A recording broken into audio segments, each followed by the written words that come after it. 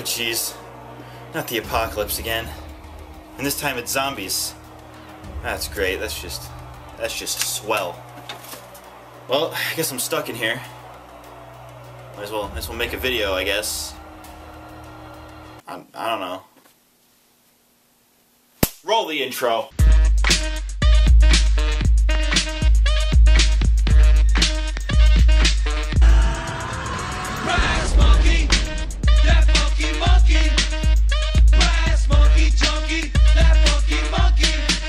In case you weren't aware, I love the zombie genre. I love me some zombie TV shows, movies, and some games. It's a bit of a guilty pleasure of mine, but if you ask me, zombies are pretty dope. However, zombies are a bit of a dead genre, no pun intended, in the sense that most zombie media is basically the same. I like the concept of zombies and all that can be done with it, but most of the zombie related media out there right now ranges from half decent to mediocre to just utterly horrible. So today, we're going to be taking a look at what makes most zombie games bad and how to make one that isn't horrible. I will be using movies and such to help prove my point, but we'll stick to just games to prove points exclusive to games. So without further ado, let's get right into it. What do The Walking Dead games, The Last of Us, and World War Z have in common? The answer?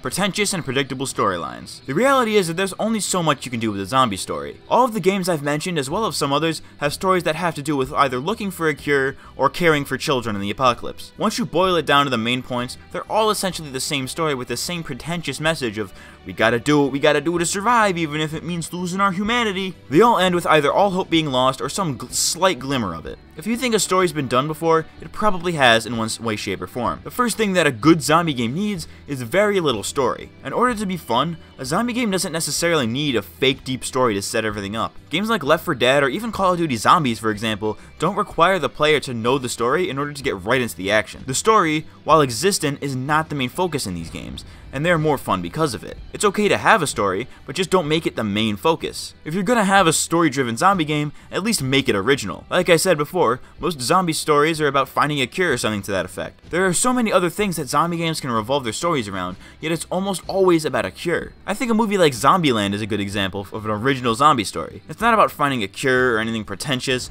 it's more about Jesse Eisenberg's character learning to be brave and care for his newfound friends, just with zombies thrown into the mix. That right there is something that hasn't been done before, regardless of how good you think the movie is. Granted, Zombieland was more of a comedy than a horror or survival film, but the point still stands. This does apply to games. It's possible to have an original story that sets up the events of a game without the story itself being overly important.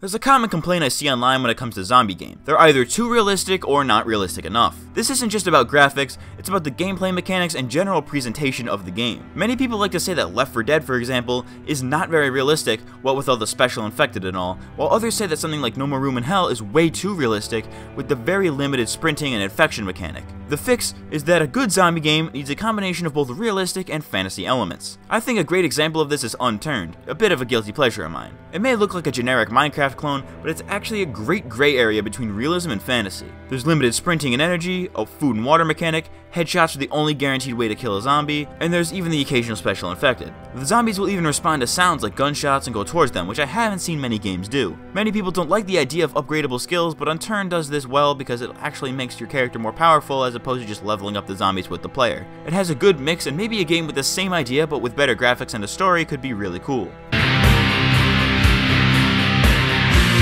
Some of the best zombie media have a great atmosphere that actually makes it look like the end of the world. The Walking Dead TV show and Dying Light come to mind. But you know what sucks? When I'm playing a zombie game and there's nothing around me that would make it feel like a zombie apocalypse. People like to say that DayZ is one of the most realistic zombie games, where there's little to no zombies and every town is completely vacant and doesn't look like anything of importance ever happened there. Sure, the towns are empty, but they don't look apocalypse empty. It just looks like all the inhabitants just left with no indications of zombies ever existing. Many zombie games have the zombies, but not the zombie vibe. Many zombie games also have defined maps where after a few times of playing, you can figure out where all the good loot spawns or where all the good hiding spots or vantage points are. I have a very simple fix for both of these issues. Now, I might get some backlash for this one, but I think that a zombie game with a randomly generated map would work out very well. It removes the repetitive nature and predictability that Left 4 Dead, Unturned, and DayZ have with their maps, and it even adds to the realism we discussed earlier, because if a real zombie apocalypse were to happen, you won't always be in familiar territory. It adds incentive to explore every area to the highest extent in order to find the best loot and gear. There could be towns and cities with different types of items depending on where you are. For example, a town on the coast could have fishing gear and whatnot, or an area near a military base could have more high-level weapons. Depending depending on where the game starts you off, you could even get higher tier items first, or you could have to work for them. Maybe there could even be some form of story depending on where you spawn. Like if it's on the side of the road, for example, it could pop up with text saying you were driving home one night and someone jumped in front of your car, causing you to crash and fall unconscious, and have something different for each possible spawn location. I understand that some people don't like the idea of a randomly generated map,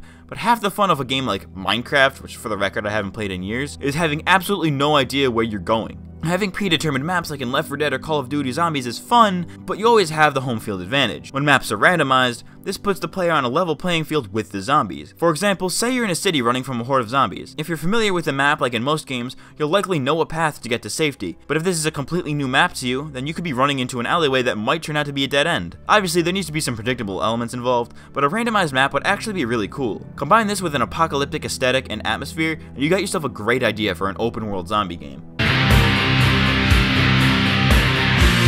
Much like the realistic aspects from earlier, the zombies themselves are either too threatening or not threatening enough. The Left 4 Dead zombies are probably the perfect mix, but some games have a very noticeable difficulty. The zombies in No More Room in Hell are exceptionally more difficult to kill than in other games, and in, say, Unturned, the zombies are easily killed with a headshot from all ranged weapons or a hit or two from a melee weapon. There's hardly any in between. In addition to this, so many zombie games have special infected that completely rip off Left 4 Dead and are super unoriginal. The easy solution here is to make the zombies most threatening in groups and the least threatening in one-on-one confrontations. They should be easily killed, but in such large numbers that you can't just go into a horde swinging wildly. Zombies are essentially glass cannons. They can dish out a few good hits, or in this case bites, but are easily killed due to their basically non-existent intellect. This is why I think that Days Gone looks like it can be an okay game as far as mechanics go. Most people don't mind when a zombie game has special infected, as long as they're unique and noticeably different from those in other games. If you can't figure out how to make them different, then it's sometimes better to just not include them.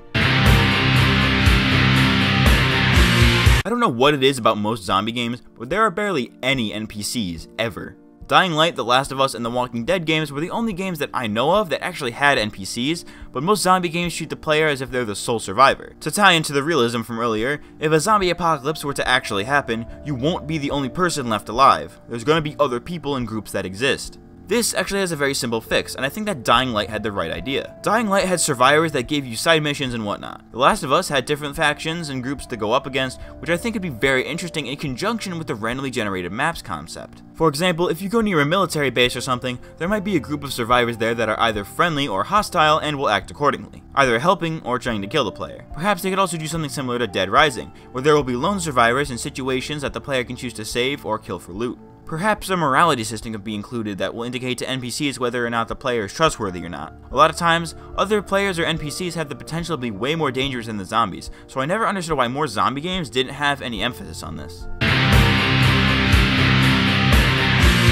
Most zombie games have little to no focus on long-term survival, which includes things like building communities and becoming self-sustaining. The only one that I can think of is Unturned, which has a Minecraft-esque building system, but it gets really boring and not fun once you're actually self-sustaining. Some of the most fun parts of Unturned are going from town to town and looting them with your friends. This is less of a problem, but rather something that I would personally like to see. Include the option to build communities with other players and/or NPCs, but don't make it too easy to the point where it defeats the entire purpose of zombie survival. Perhaps to balance out the communities, there could be the option for other communities to either form alliances with you or attack you, depending on the player. If an alliance is formed between two communities, there could be trades that require players to actually leave the community every once in a while. If an enemy community raids yours, you have the option to retaliate, rebuild, or relocate. Plus, there's always zombies to deal with, so maybe the amount of noise that your community makes could cause a herd of zombies to attack, or maybe there's a chance for your walls to be broken by them. Even without all that, there's still more that could put the community at risk, such as crops going bad or livestock getting sick. There's always work to be done in a community, and even if you don't like the idea of it, it would be completely optional, and you could always return to being a nomadic zombie killer. So many zombie games are very limited with the way they can be played. It's either single player, story mode, and multiplayer horde mode. There aren't many other options, which is why a good zombie game needs a multitude of different game modes to suit everyone's playstyle. Some people like story, while other people like horde mode, and some people like factions fighting. So the easy fix is to include a bunch of them. In addition to the online multiplayer, story mode, and horde mode, there could also be like a stealth mode where you have to get to the end of an area without being spotted by zombies or NPCs, an infected mode where you could play against other players as a zombie, a TDM mode similar to The Last of Us multiplayer, with or without zombies thrown into the mix, or even subcategories of these, such as horde mode where each player is given a random weapon that they must use, or stealth mode where you must kill everyone without being seen. There are so many options as to what can be done with zombies that I'm surprised more games don't have options like this.